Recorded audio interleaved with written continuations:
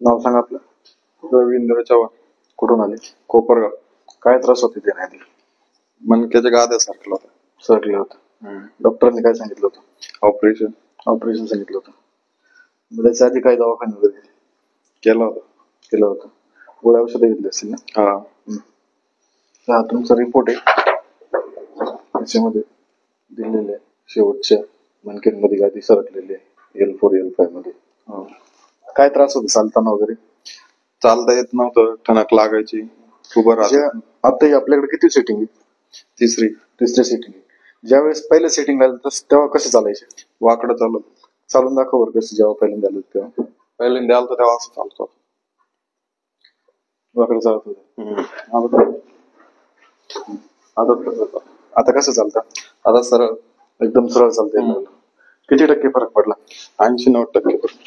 80 ते 90% जागेवर फरक पडलेला आहे. इतर तुमच्यासारखे असे त्रस्त पेशंट आहे, त्यांना काय सांगू शकतो तुम्ही? त्यांना सांगू शकता इथं गुण भेटतो म्हणून असं. तर एकदा आपल्या सेंटरला अवश्य भेट दिली पाहिजे, महालक्ष्मी पेन सेंटरला. हो.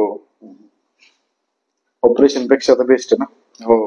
आज तुम्ही म्हणजे ऑपरेशन केलं असतं तर आज एवढं फरक तुम्हाला जाणवला जाणवलं.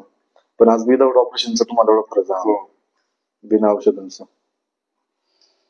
धन्यवाद. Mahalakshmi pain centre चोंडे.